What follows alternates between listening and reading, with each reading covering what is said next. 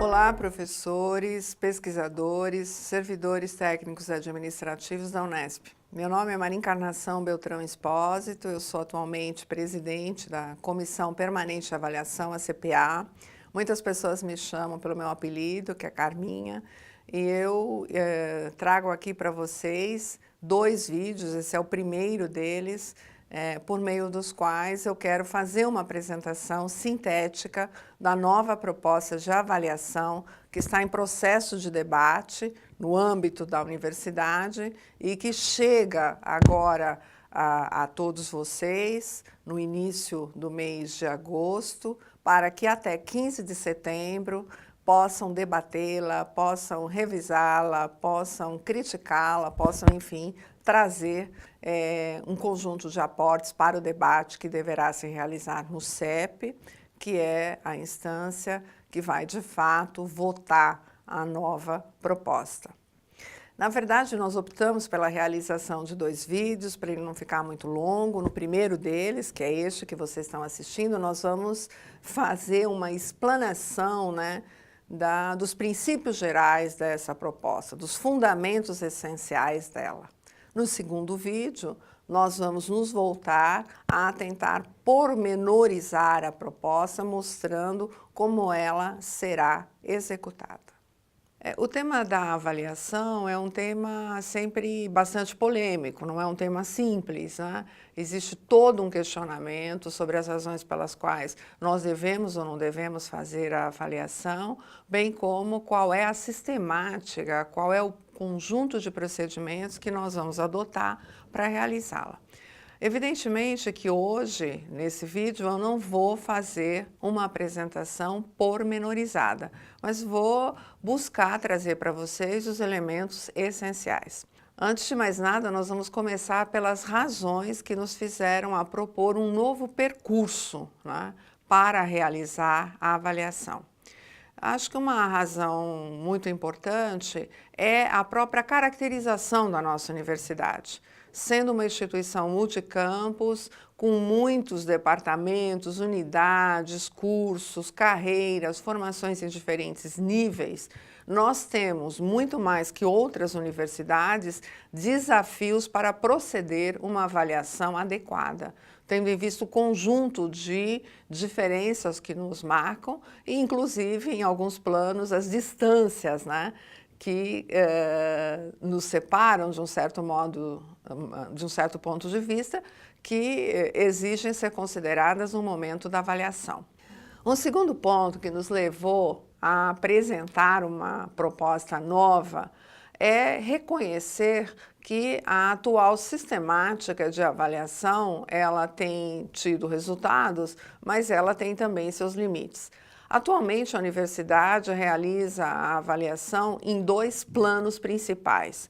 Ela avalia no plano individual, a partir dos relatórios apresentados por docentes e por pesquisadores da Unesp, e no caso dos docentes, também a partir da planilha de critérios mínimos de desempenho, e ela faz um segundo plano de avaliação institucional em relatórios quinquenais, que são elaborados pelo GRAI, o Grupo de Avaliação Institucional, ligado à CPA, em que se avalia o conjunto da universidade, se comparando áreas de conhecimento, se comparando unidades, se comparando campos, enfim, verificando qual foi a evolução que a universidade viveu em 5 anos.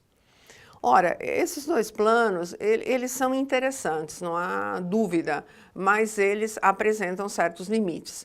Um deles decorre do fato que muitas vezes nós demanda um tempo para se fazer essa avaliação e os resultados dela já voltam aos professores e aos pesquisadores no plano individual e ao conjunto da universidade no plano institucional, um tempo depois, em que o período subsequente já está em transcurso e muitas vezes as contribuições, as críticas, elas não ajudam a corrigir no melhor momento possível aqueles percursos que eventualmente estejam ou estivessem longe daquilo que nós desejaríamos.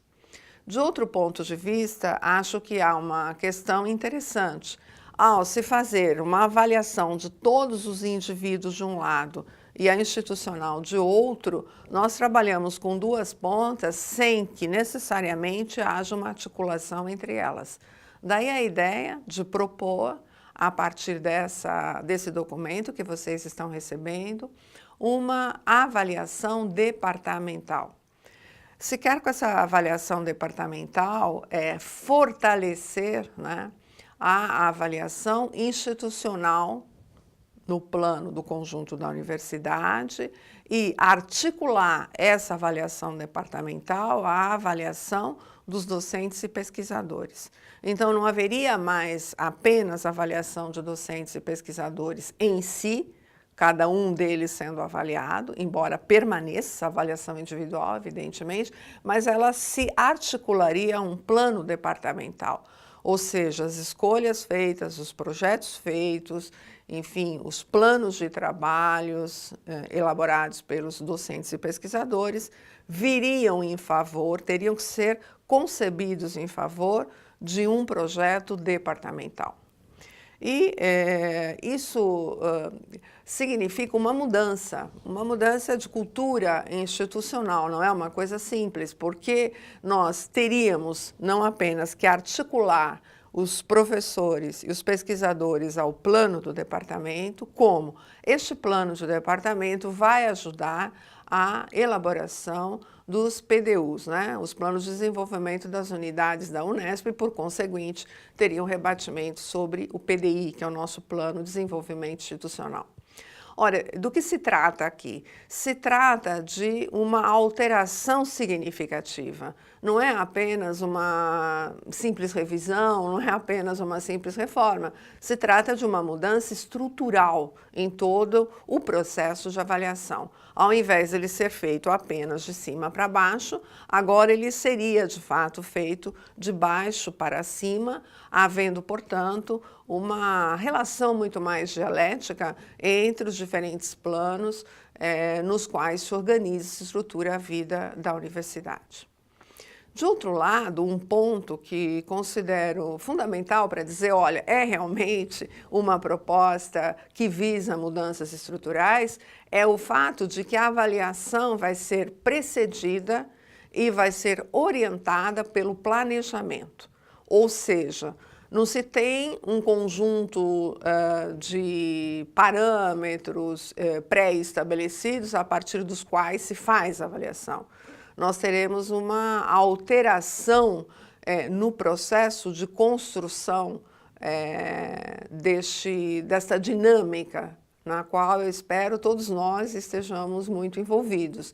Será o departamento que elaborará o seu plano de trabalho, juntamente com seus professores e pesquisadores, e é a partir daquilo que esse departamento propôs para si e para os seus membros, que nós vamos, de fato, no decorrer de todo um processo, fazer a avaliação.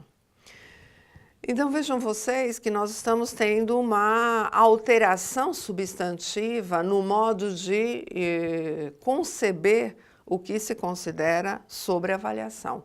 Então, resumindo, nós teríamos agora dois planos que se contrabalançam, né? Um representado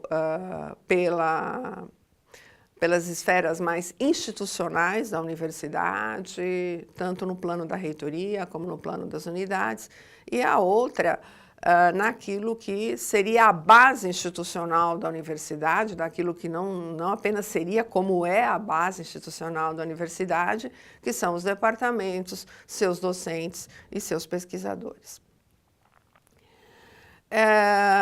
O que orientou o perfil da proposta? Quais que seriam efetivamente os elementos, né, que estruturam essa proposta?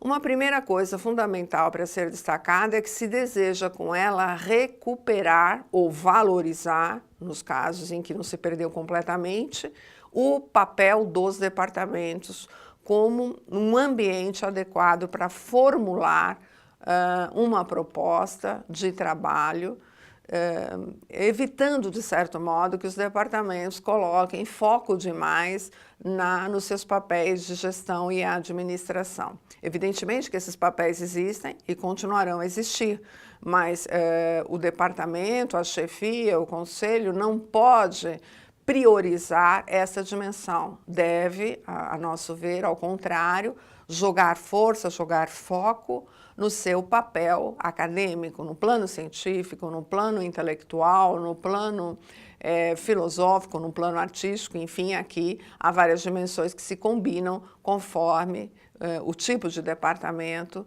que estivermos tratando. Segundo ponto essencial é o fato de que se deseja, como eu já fiz referência, articular os planos dos professores a um plano departamental. E já aviso vocês que todas as vezes que nesse vídeo eu estiver falando de departamento, né, tanto para os campos experimentais como para as unidades universitárias recém-criadas, onde não há departamento, esse trabalho, essa tarefa, esse conjunto de papéis deverão ser exercidos pelos coordenadores executivos em articulação com os coordenadores de curso. Então, eu vou falar departamento, mas vocês vão sempre compreender que eu estou tratando de todas, tanto das unidades universitárias como dos campos experimentais, tendo ou não tendo em suas estruturas departamentos. Um terceiro ponto que caracterizou o perfil dessa proposta é o interesse de se alimentar sistemas de avaliação internos e externos na universidade.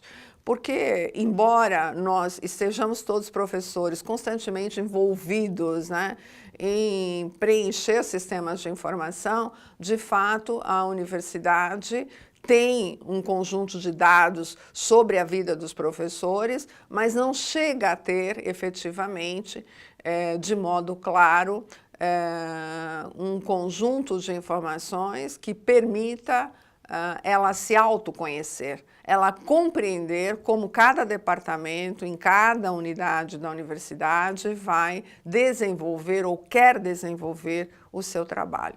Desse ponto de vista, de novo, você tem uma inversão de percurso. Também aqui, ao invés de apenas haver o PDI, como já tem funcionado, né?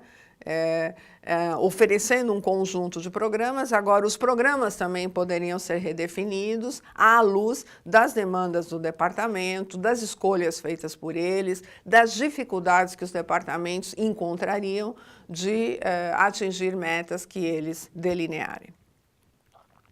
Então, se vocês estiverem percebendo bem, se trata não apenas de inserir um novo plano de avaliação entre o institucional e entre o individual, mas também fazer com que esse plano de avaliação, o departamental, ele funcione, né, como uma peça fundamental numa engrenagem em que o movimento vai ser constante. Os indivíduos alimentam com suas propostas o departamento e vice-versa, e o departamento reorienta os planos gerais da universidade e deveriam ser, esperamos que sejam, estimulados por estes planos. Bom, como todos os tipos de propostas, e no caso da avaliação isso é especialmente importante, se precisa estabelecer focos, se precisa escolher, fazer escolhas que nos permitam um processo de avaliação ágil e não completamente exaustivo. Então, o que é que a gente pensou como ideias interessantes? Além desse fato de que agora o departamento passa a apresentar um conjunto de propostas que ele vai buscar executar, nós temos um fator importante que é o respeito total às diferenças entre áreas de conhecimento e entre unidades da universidade. Não há um sistema único proposto para avaliar todos, mas há um conjunto de variáveis e de critérios que associam-se a elas, que poderão ser objeto de escolha dos departamentos de modo diferente. Então, isso me parece uma escolha feita que redefine novamente o percurso que nós vamos realizar. Não vamos ser todos avaliados, vamos dizer assim, com a mesma régua, vamos nós mesmos, nos nossos departamentos, propor, né, quais seriam aqueles tipos de atividades que nós realizamos, aquelas que passariam a ser a base da avaliação. Evidentemente que vocês vão ver daqui a pouco que existe um núcleo comum, né? Que existe um núcleo duro ali, que nós não podemos abrir mão dele, até porque ele diz respeito direto àquelas funções que a universidade deve desempenhar e para as quais são inclusive funções previstas nos nossos próprios contratos de trabalho. Para tornar, vamos dizer assim, um pouco mais claro do que é que nós estamos falando, nos parece fundamental tratar com vocês dos princípios que regem a proposta.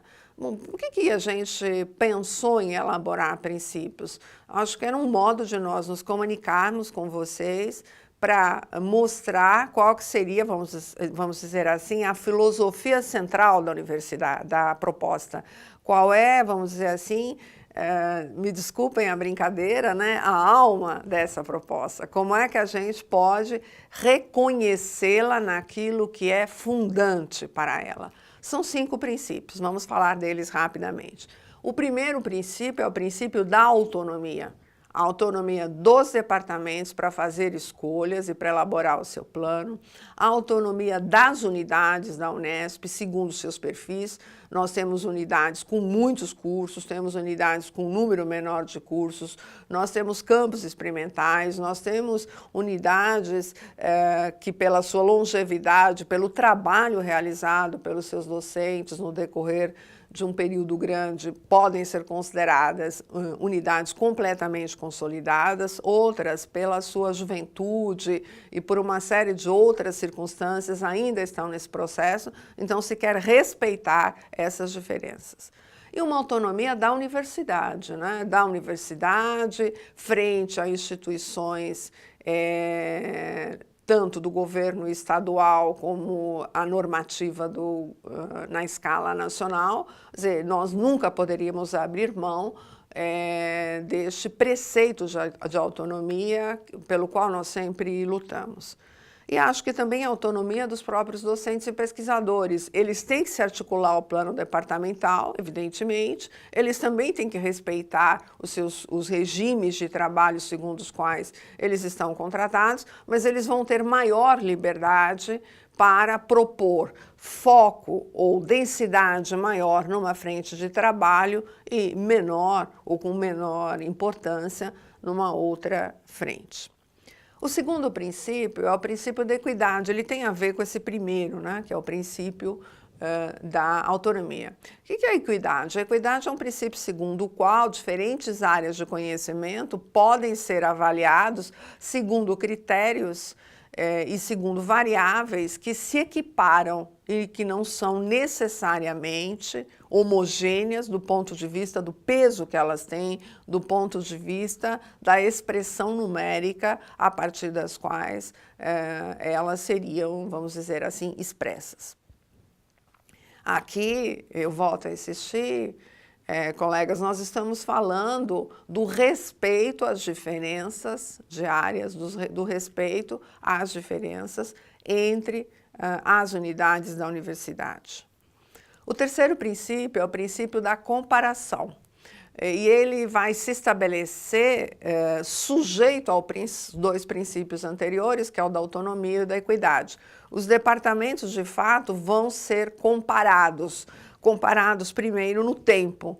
O departamento se compara em relação àquilo que ele projetou, né? Então, a gente propicia um processo de autoavaliação. Se prevê, se verifica depois se foi possível atingir aquilo que foi previsto e se realiza um processo de autoavaliação. Por que conseguimos, por que não conseguimos, como foi que conseguimos, e isso ajuda, evidentemente, a realimentar o processo de planejamento e avaliação. também a comparação ela vai se estabelecer numa análise, vamos dizer assim, comparada entre áreas de conhecimento que são semelhantes, entre unidades que têm alguma semelhança. Não para verificar quem fez mais e quem fez menos. Não é esse, digamos assim, entre aspas, o espírito da proposta. Muito ao contrário. Simplesmente para se verificar se nós temos dois departamentos que são semelhantes, no mesmo campo de conhecimento, voltados à mesma formação no nível de graduação e pós-graduação, e que fazem escolhas diferentes. Por que fazem escolhas diferentes? Porque definem pesos para variáveis de modo diferente? Acho que é uma pergunta que nós devemos, num processo de avaliação, nos responder, né? E aí verificar, inclusive, se nós não teríamos, né, condições, se fosse o caso, nos casos que isso parecer conveniente, de interferir, ajudar no processo de modo a que, escolhas mais adequadas ao perfil fossem feitas ou, eventualmente, desempenho melhor fosse obtido. E, para isso, a universidade, evidentemente, né, a partir de sua gestão central e da gestão das unidades, deve dar apoio, deve estimular, deve responder às demandas, claro, sempre em função das nossas limitações orçamentárias, mas isso deverá ser feito com bastante atenção. E ainda a comparação se estabelece externamente, né? Quer dizer, à medida em que nós tivermos um sistema de informação, em que nós apresentarmos, tornarmos esse sistema público, não apenas a Unesp se conhece melhor, afinal, em função dessa condição multicampus que nós, segundo a qual nós nos constituímos, nós estamos mais afastados do que outras universidades ou os membros, departamentos de outras universidades já o estão.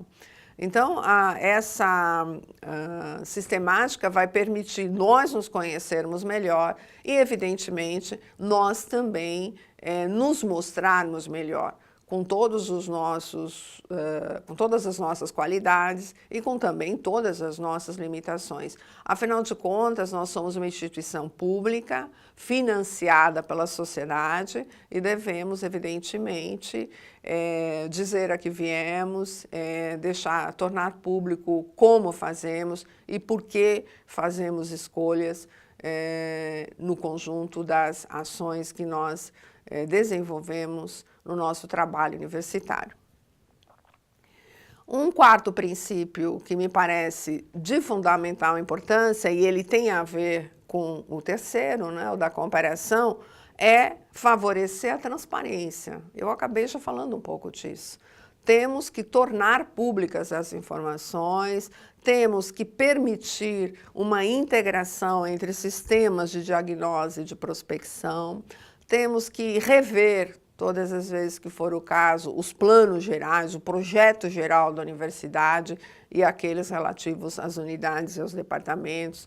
Temos que, de modo transparente, né, verificar a relação entre o projetado e o executado.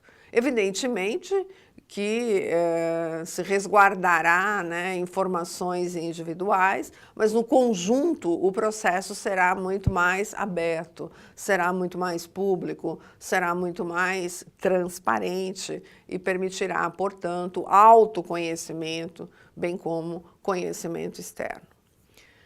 E o último princípio é, para mim, o mais caro, o mais significativo de todos, ele amarra os outros 4 princípios, que é o da transformação. Não estamos falando de um modelo de avaliação pronto e estável. Estamos falando de uma proposta de avaliação cuja característica essencial é a complexidade e a instabilidade. Na verdade, características do mundo contemporâneo. Não podemos formular, propor um sistema de avaliação rígido, fixo, encaixado em si mesmo, quando o mundo muda a todo momento, as demandas que aparecem para a universidade se alteram e nós temos que responder a elas. Então, de um lado, né, recebemos, né, demandas, solicitações que vem do conjunto da sociedade, de outro, temos o nosso próprio perfil, a nossa própria missão e devemos responder a ela. Mas não precisamos responder nem a essas demandas, nem à missão da universidade, todos do mesmo modo, tanto quando consideramos um momento no tempo, quando consideramos o decorrer do tempo. Vamos mudar, os departamentos vão mudar, os professores vão mudar e, evidentemente, com eles muda também a própria sistemática de planejamento e avaliação. Quer dizer, nós poderíamos dizer, né, eu gosto muito de utilizar a imagem de uma espiral.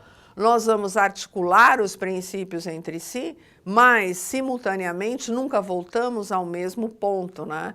Quer dizer, a espiral representaria a ideia de mudança. E a imagem, né, que nós escolhemos para projetar essa ideia de mudança constante, ela vem inclusive em muitas cores, não casualmente, mas para mostrar que somos muitas áreas de conhecimento, que somos muitos departamentos, unidades, pessoas, enfim, que queremos respeitar essa diversidade. Bom, eu gostaria ainda de reforçar rapidamente pontos que eu até já tratei aqui no decorrer desses primeiros minutos, mas eles são relativos aos objetivos da avaliação. Eu já tratei, como eu disse, de um ou de outro, mas vou reforçar. Eu acho que os objetivos da avaliação eles poderiam ser reconhecidos em dois níveis diferentes. Um primeiro são objetivos gerais da universidade no mundo, da universidade no Brasil, um país marcado por um conjunto de desigualdade, uma universidade que é pública. É um primeiro nível. Um segundo nível, quais são os objetivos da nossa proposta de avaliação? O que é peculiar a ela, que a distingue da sistemática atualmente em vigor e que a também diferencia de outras sistemáticas de avaliação que estão sendo vivenciadas em outras universidades no Brasil e no mundo. Vamos falar primeiro desses objetivos gerais, que dizem respeito a uma universidade pública. Em primeiro lugar, eu acho que nós temos que verificar de que modo nós respondemos a demandas sociais, econômicas, políticas e culturais que representam desafios. Alguns desafios no plano global, outros desafios se apresentam no plano nacional, regional ou local. Como os respondemos? Esse é um objetivo da avaliação.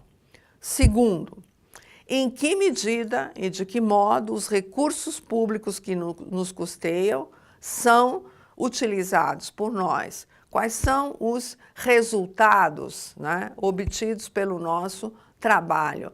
Qual é o caráter deste trabalho vis-à-vis o conjunto dos investimentos que são realizados? E são realizados, todos nós sabemos, porque temos que responder a uma missão, que é a missão da universidade, mas também a um projeto de Brasil e mundo contemporâneo, porque, afinal, esse é o sentido geral da universidade.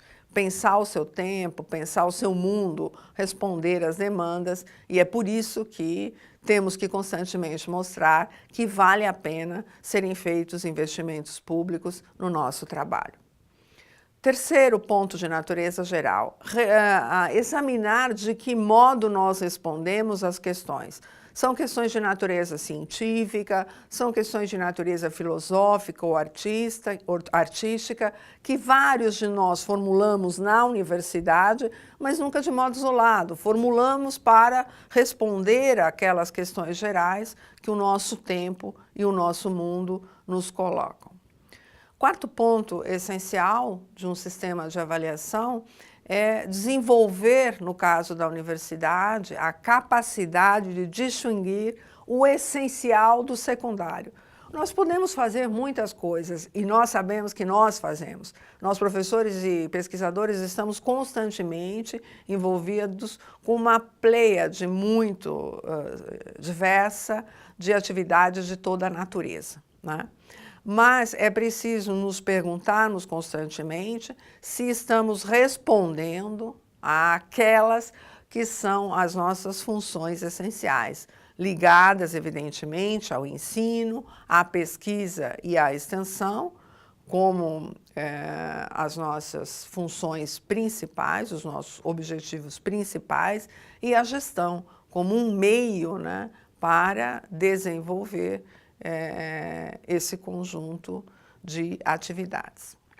Mas vamos também agora falar de algumas características que nos ajudam a compreender por que estamos propondo esta sistemática de avaliação e que tipos de avanços ela representa a nosso ver. Então vamos cair assim num plano de objetivos específicos, né? Objetivos diretamente relacionados a esta proposta. Em primeiro lugar, estabelecer essa dinâmica que propicia aos departamentos refletir sobre o que vem fazendo. Muitas vezes até tomar consciência sobre o que vem fazendo. A partir de uma relação entre seus professores e seus pesquisadores.